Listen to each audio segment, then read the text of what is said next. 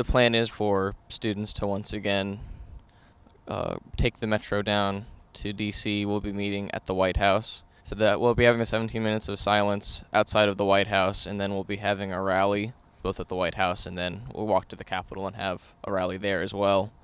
If this Congress isn't suited for being able to deal with this problem, I think that after the 2018 midterm elections, Congress will look very different. Daniel Gelillo recently strategized with survivors of the Parkland, Florida school shooting on how to push effective gun safety legislation through Congress. In part 2 of our interview, I asked him if he's prepared for the intimidation tactics that advocates for gun safety customarily face. The time for fear is over. We need to be brave. We need to stand up for what we know to be right. We need to stand up and protect kids in classrooms and people at concerts and people in nightclubs, everything else. I mean, we shouldn't live in fear of an organization like the NRA, and politicians shouldn't be beholden to an organization that people fear. You know, I think the way that a lot of Americans have looked at the gun massacre rite of passage is that the chances are it will be someone else's kids, just statistically speaking. Most likely it'll be someone else's kids next time, and the next time, and the next time, and the next time. If I'm just thinking about me and my family, chances are we will escape gun massacres just like we escape car accidents out of sheer luck. I mean, I don't think that it should have to happen to you or those around you for you to actually care about this issue. I mean, people are suffering, people are dying. And I don't think that's right, and something needs to happen to make sure that it never happens again. The young people who are stepping forward to take action and show leadership are being attacked in ways that are intended to silence them. What's your thought on the way that people like Emma Gonzalez and David Hogg have been treated? I mean, I think that it's completely ridiculous. That, like, they're not even, some people aren't even acknowledging that this even happened. Like, of course, there were, like, the Sandy Hook deniers, and I'm sure that there will be Parkland deniers at some point.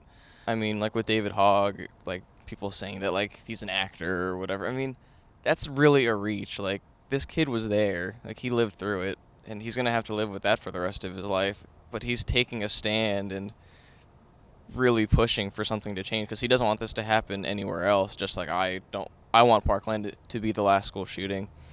And also, like, with Emma Gonzalez, I mean, all of those kids from Parkland are so brave.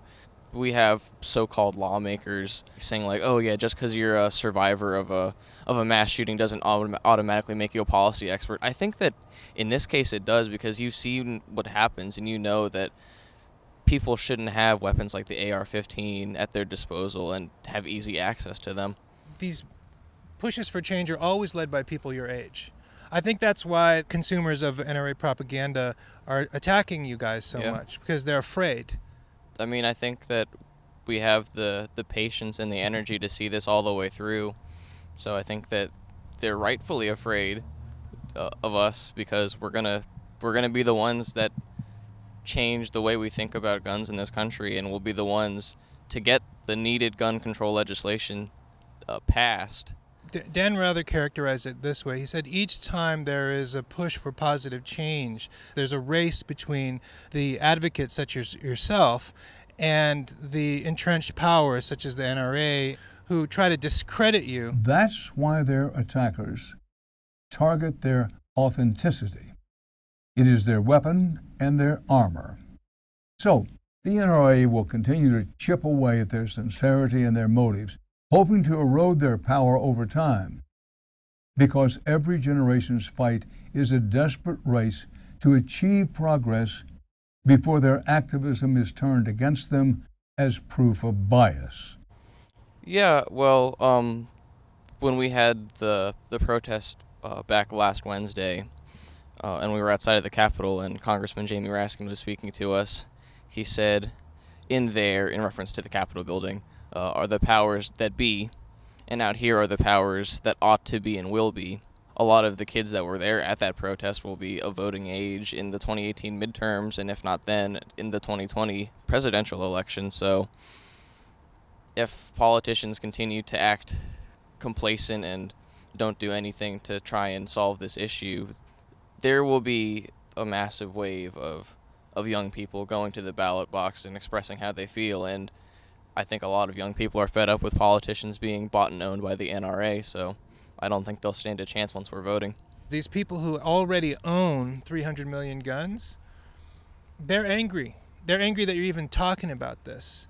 When politicians like Donald Trump and others say Second Amendment remedies will fix this for us, what they mean is killing people in order to achieve political goals. Yeah, well, I mean, I've been afraid, and I'm still afraid.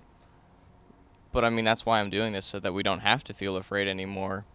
I mean, our movement is a nonviolent movement. We're advocating for nonviolence. We don't want people to be killed in this country anymore because of an easy access to guns and access to very dangerous weapons like the AR-15.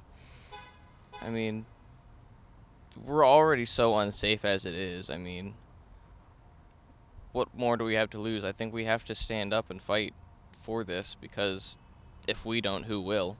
Well, I think the strategy behind these intimidation campaigns is to make you feel less safe because you step forward. If you don't step forward, you're in the same boat with the rest of us, just hoping that, statistically speaking, you're not the next victim. I mean, I don't think we should live like that. Like, we shouldn't live just to get be lucky and make it to the next day. I think we should live in a society where kids don't think about being shot up at school. I mean, there was some girl somewhere that had told her mom she wanted to get better running shoes so she could run away if there was a school shooting. I mean, why do kids in elementary school need to be thinking about this stuff? We should be thinking about our grades and what we're doing with our friends, and not about surviving the school day.